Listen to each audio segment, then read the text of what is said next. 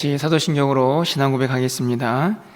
전능하사 천지를 만드신 하나님 아버지를 내가 믿사오며 그 외아들 우리 주 예수 그리스도를 믿사오니 이는 성령으로 잉태하사 동정녀 마리아에게 나시고 본디오 빌라도에게 고난을 받으사 십자가에 못 박혀 죽으시고 장사한 지 사흘 만에 죽은 자 가운데서 다시 살아나시며 하늘에 오르사 전능하신 하나님 우편에 앉아 계시다가 저리로서 산자와 죽은 자를 심판하러 오시리라.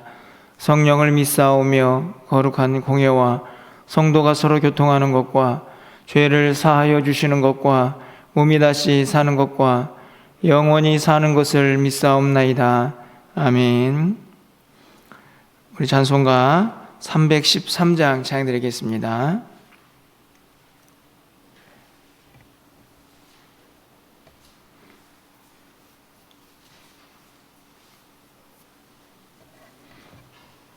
(313장입니다)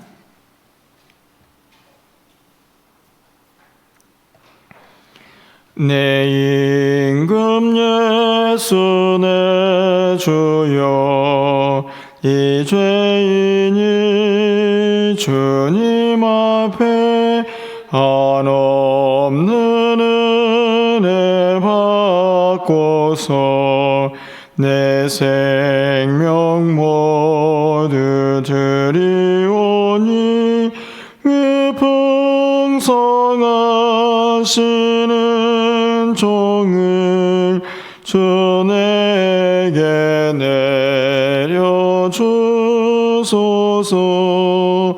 내 임금 예수 내 주여 내 허물은 덮으시고 주 십자가에 흘리신 그 피를 믿는 마음 보사 내 중한 죄를 사하여 참 평안한 맘 주소서. 내 임금 예수 내 주여 주 은혜에 감격하여 한없는 감사 찬송을 내 주님 앞에 드리오며 내 마음과 정성 다하여 늘 기뻐하며 살리라. 내 임금 예수 내 주여 이 마음과 이 천한 몸 그 보배 피로 값주고 주 친히 사신 것이오니 나 이제 사나 죽으나 주 뜻만 따라 살리라. 아멘. 오늘 하나님 말씀은 사사기 18장 1절에서 6절까지의 말씀을 한 절씩 교독하겠습니다. 구약성경 392쪽에 있습니다. 사사기 18장 1절에서 6절까지 말씀을 한 절씩 교독하고 6절은 함께 읽겠습니다. 그때에 이스라엘에 왕이 없었고 단지파는 그때에 거주할 기업의 땅을 구하는 중이었으니 이는 그들이 이스라엘 지파 중에서 그때까지 기업을 분배받지 못하였음이라.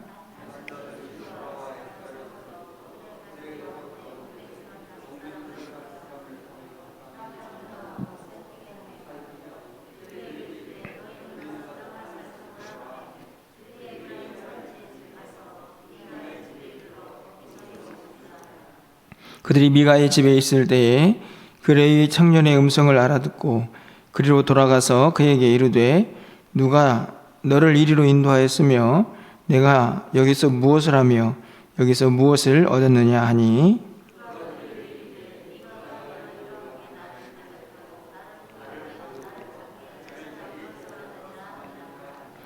그들이 그에게 이르되 청하건대 우리를 위하여 하나님께 물어보아서 우리가 가는 길이 형통할는지 우리에게 알게 하라 하니 그 제사장이 그들에게 이르되 평안히 가라 너희가 가는 길은 여호와 앞에 있느니라 하니라. 아멘. 여러분들은 혹시 이 길을 잃어버려 보신 적이 있으십니까? 제가 군대에서 저녁에 야간 훈련을 하는 중에 지도를 보고 어떤 일정한 지역을 찾아가는 그런 훈련을 하고 있었는데요. 하다가 잠깐 지도를 잘못 읽어서 길을 잃어버렸던 적이 있습니다. 뭐 긴 시간은 아니지만, 그리고 큰 뭐 엄청난 그런 산은 아니지만 길을 잃어버렸을 때 당황스럽고 그리고 혼돈스러웠던 그런 기억이 지금도 제 머릿속에 남아 있습니다. 사사기 17장 이후의 모습, 아니 사사기 전체의 모습을 보면 마치 그렇게 길을 잃고 방황하는 이스라엘 백성들의 모습을 보게 됩니다. 하나님의 백성이라는 그 삶의 모습, 정체성과는 너무나 먼 그들의 모습들을 우리가 17장 이후에서 좀 더 확실하게 보게 되는데요. 그 이야기의 시작은 이렇게 되고 있습니다. 오늘 18장 1절에서도 기록하고 있는 것처럼 그때에 이스라엘에 왕이 없었고, 여러분 금요일 날 여러분들이 저녁 기도회 때 함께 살펴본 말씀 중에서도 그들이 왕이 없어서 자기의 소견대로, 자기 소견에 옳은 대로 살았다 하는 말씀을 함께 나눈 기억이 있습니다. 오늘 18장도 마찬가지죠. 보란듯이 그들은 왜 이렇게 살아야 했는가 하는 이유를 분명히 가르쳐 줍니다. 그때에 그 백성에게 왕이 없었다. 말씀을 드린 대로 여기서 말하는 그 왕은 실제적으로 정치적인 왕이 분명합니다. 하지만 이스라엘 백성들의 모습들 가운데 정말 그들이 왕이 없었다라는 표현은 다른 왕이 아니고 그들 중심에 하나님이 없었기 때문이죠. 오늘 본문은 17장이 한 가정에 왕이 없어서 자기 소견에 옳은 대로 살았던 모습을 기록하고 있다고 하면, 오늘 18장은 그 범위를 조금 더 넓혀서 한 지파가 하나님 없이 자기의 소견대로 살아가는 모습을 기록을 하고 있습니다. 오늘 본문은 20절까지의 말씀으로 기록이 되어 있는데 일부만 읽게 되었습니다. 잠시 좀 정리를 해보면, 이 단지파가 자기들이 살고 있는 땅을 좀 벗어나서 다른 지역을 찾아보게 됩니다. 좀 더 살기 좋은 곳을 찾아 떠난 것이죠. 정탐꾼을 보내게 되는데 그 정탐꾼이 이 에브라임 산지에 살고 있던 미가의 집에 이 레위인을 만나게 됩니다. 그 레위인에게 자기가 어떻게 그들이 여기가 오게 되었고 또 여기서 무엇을 하고 있는가 하는 그런 대화를 나누고, 또 자기들이 갈 길이 형통한가 하는 것을 그 레위인에게 묻죠. 거기가 이제 우리가 6절까지 읽은 말씀의 내용입니다. 그 이유를 보면 7절 이하에서는 이 정탐꾼들이 온 목적이 뭡니까? 땅을 살피기 위한 것이죠. 그래서 라이스라는 땅을 보게 되는데 그 땅을 좋다라고 정탐꾼들이 단지파에 가서 보고를 하고 그 지역을 점령하기 위해서 600명의 용사들이 오게 되는 내용이 우리가 오늘 살펴볼 내용입니다. 그리고 그 과정 중에서 이 레위인이 어떤 역할을 하고 있는가 하는 내용들도 같이 기록이 되어 있습니다. 오늘 본문에 있는 말씀을 좀 가서 보시면요, 먼저 이 단지파가 가지고 있는 하나님 앞에서의 연약한 모습들, 그들이 자기 소견대로 살고 있는 모습을 좀 보려고 합니다. 1절 말씀을 좀 다시 가서 보시면요, 그때에 이스라엘이 왕이 없었고 단지파는 그때의 거주할 기업의 땅을 구하는 중이었으니 이는 그들이 이스라엘 지파 중에서 그때까지 기업을 분배받지 못하였음이라. 사실은 좀 어려운 부분입니다. 왜냐하면 이 1절 말씀을 보면 이 사사시대가 진행이 되고 이 땅 분배가 지난 한참 뒤의 이야기처럼 보이는데 오늘 이 1절은 이스라엘 지파 중에서 그때까지 기업을 분배받지 못했다라고 기록을 하고 있죠. 하지만 이 표현은 땅을 분배받지 못했다는 이야기가 아니고 그들이 그 땅을 다 점령하지 못했다 하는 이야기입니다. 왜냐하면 여호수아 19장 40절부터 46절까지 말씀을 보면 이 단지파가 제비를 뽑아서 취하게 될 땅이 이미 기록이 되어 있습니다.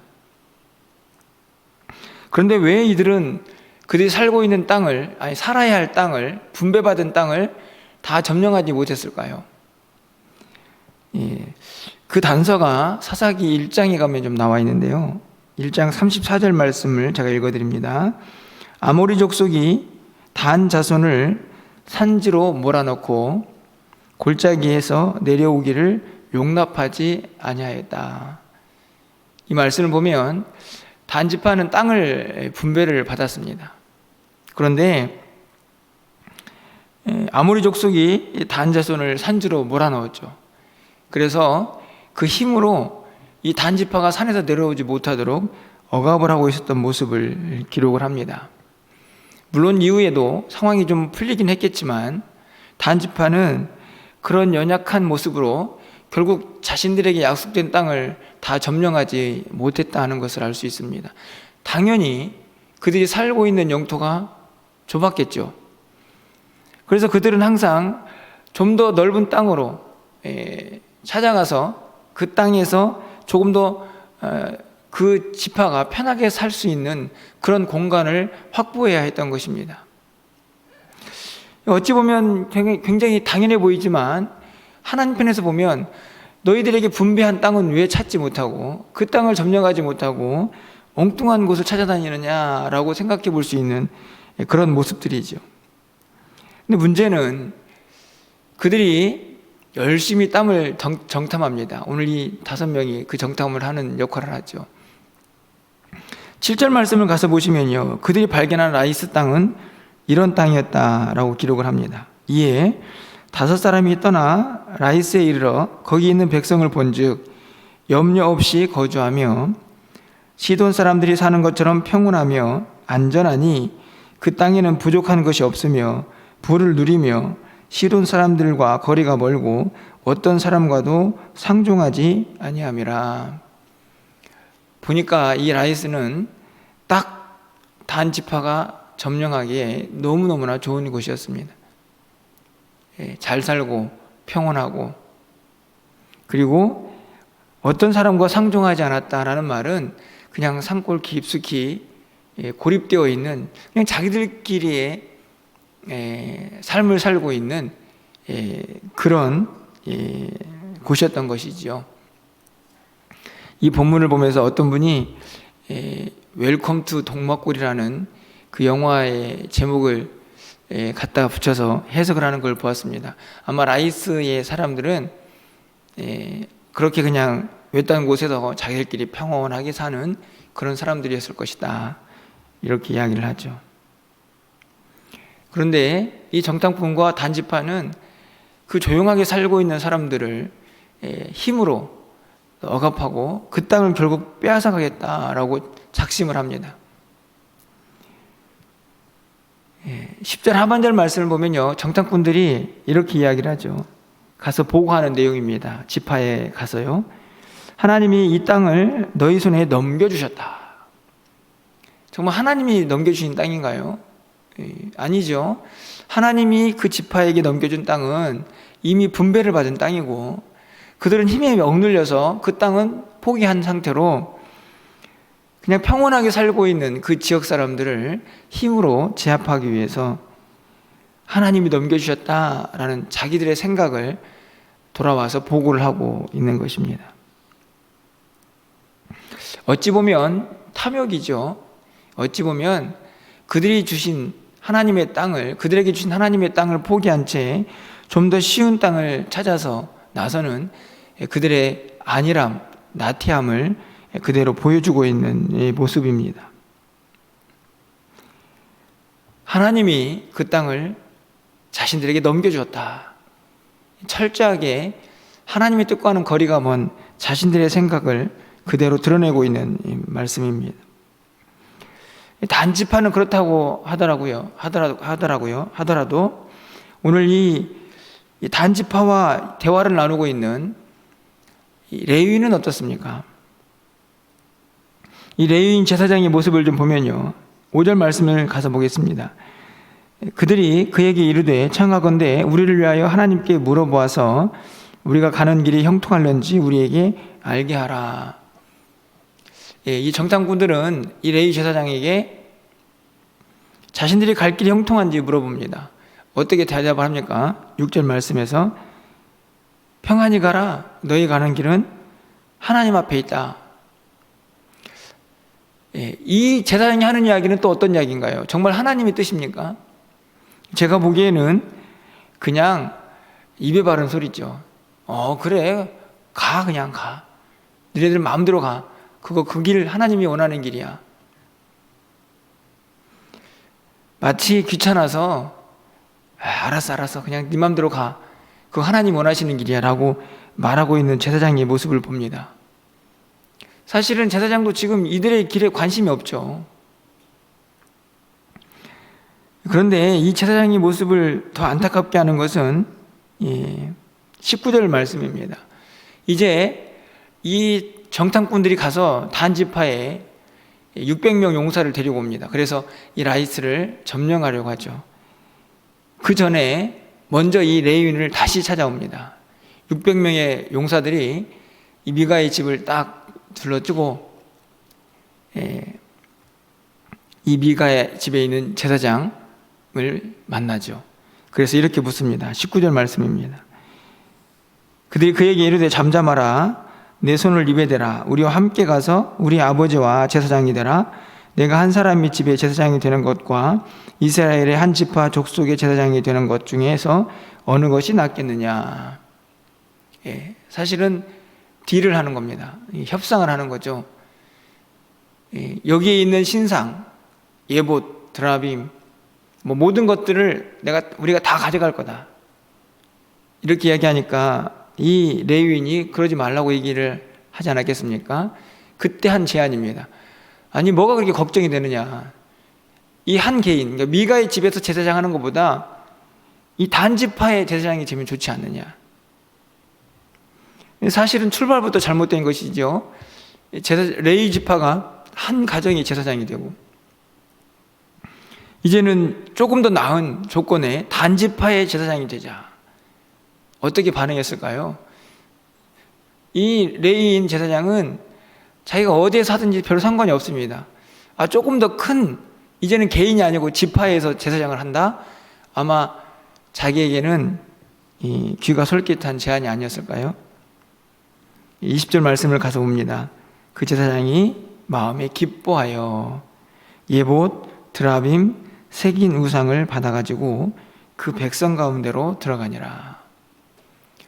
마음이 기뻤습니다. 이제는 한 개인의 집에서 제사장 하는 것보다 단지파에서 제사장을 해야겠다. 철저하게 자신의 이익을 따라서 움직이고 있는 한 사람의 모습을 보게 됩니다. 제사장이죠. 레위인입니다.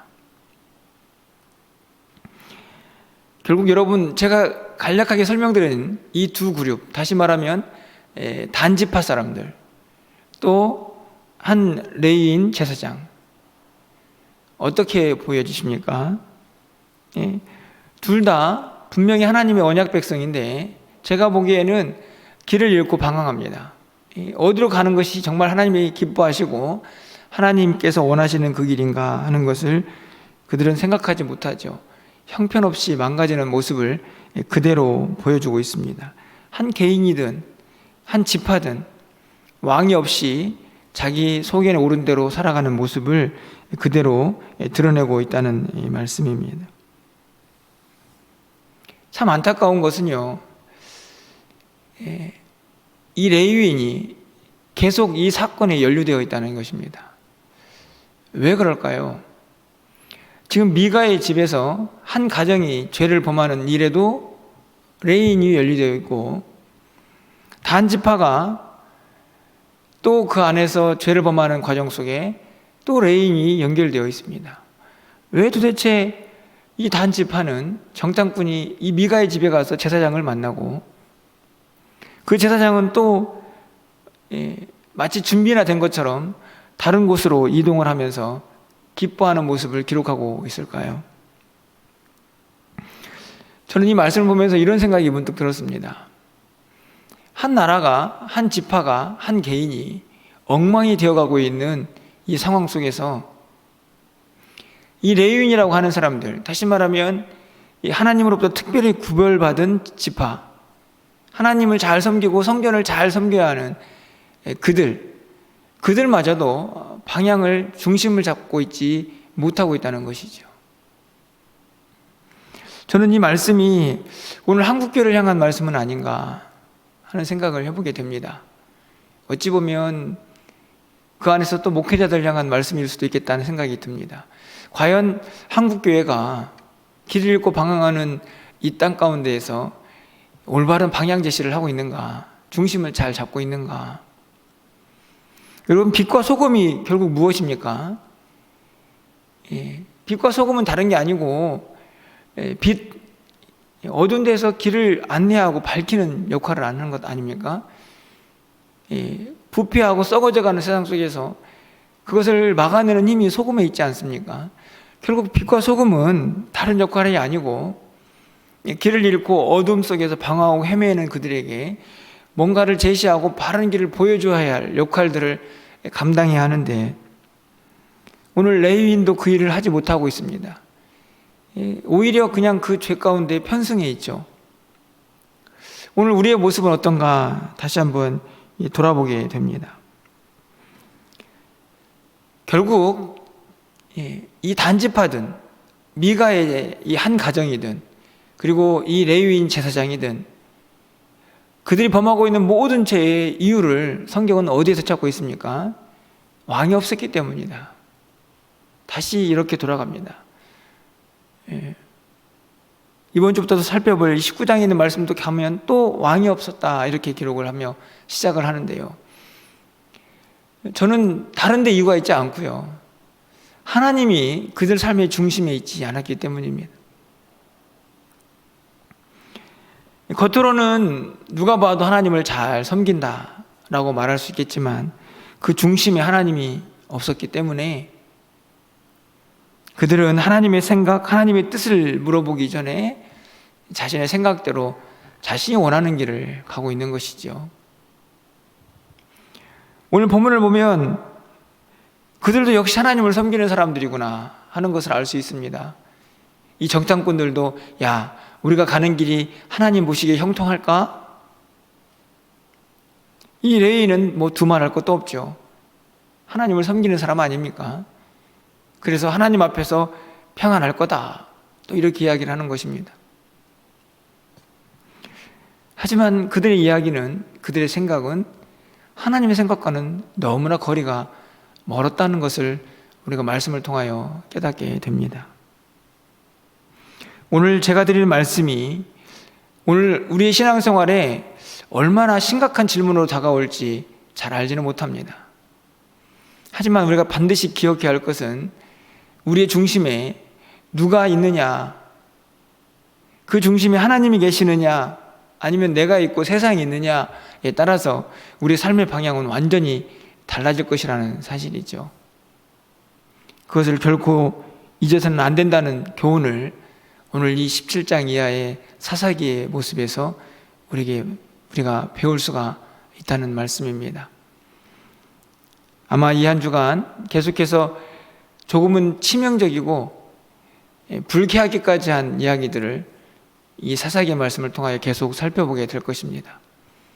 말씀을 보시면서 아니 어떻게 이런 이야기가 성경에 기록되어 있어? 라는 생각보다 혹시 그것이 우리의 모습은 아니고 우리의 현실은 아닌가 하는 것을 좀 다시 한번 깨닫고 영적인 교훈과 하나님이 예비하신 은혜가 우리의 심령 가운데 넘쳐나는 그런 시간들이 되기를 간절히 기대하고 또 소망해 봅니다. 오늘 거룩한 주일입니다. 하나님 앞에 예배하는 날이죠. 이 날을 구별하였습니다. 거룩한 날이고 복된 날이다 하나님이 말씀하셨습니다. 하나님을 우리 중심에 모시고 온전히 예배할 수 있는 날입니다. 이 날이 온전히 구별되어서 하나님께 영광을 돌리는 그런 한 날이 될 수 있도록, 또 우리의 중심에 하나님께서 왕으로 임재하신 그 기쁨을 함께 누리는 날이 될 수 있도록 여러분이 마음을 다하여 정성을 다하여 예배하시고 그 은혜를 누릴 수 있는 복된 한 날이 되시기를 주님의 이름으로 축원합니다. 기도하겠습니다.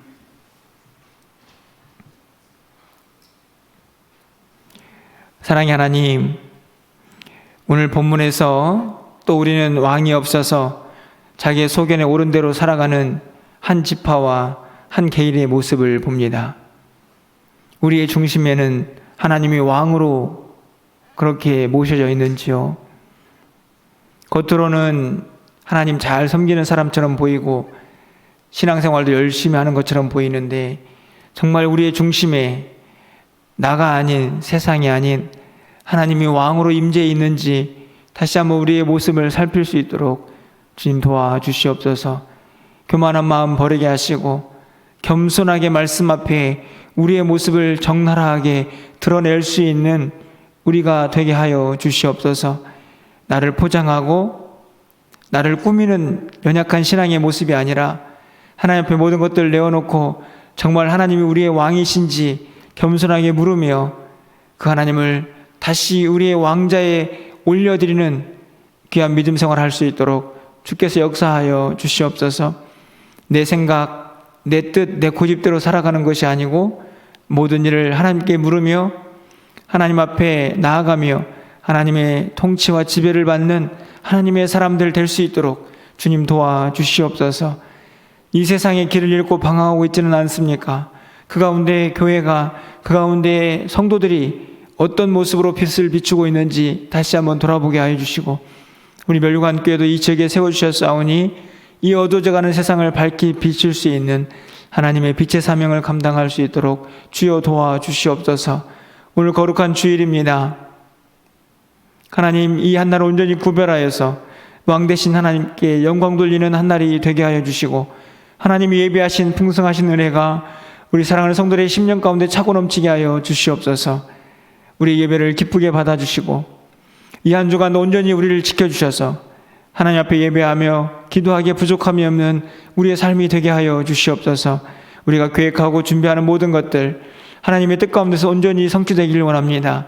우리의 생각과 우리의 뜻이 아니라 하나님의 뜻이 우리의 삶 가운데 이루어지기를 소망하오니 하나님, 우리를 그렇게 사용하여 주시옵소서. 오늘도 우리의 기도를 들응답하여 주시기를 간절히 소망하옵고 예수 그리스도의 이름으로 기도합나이다. 아멘.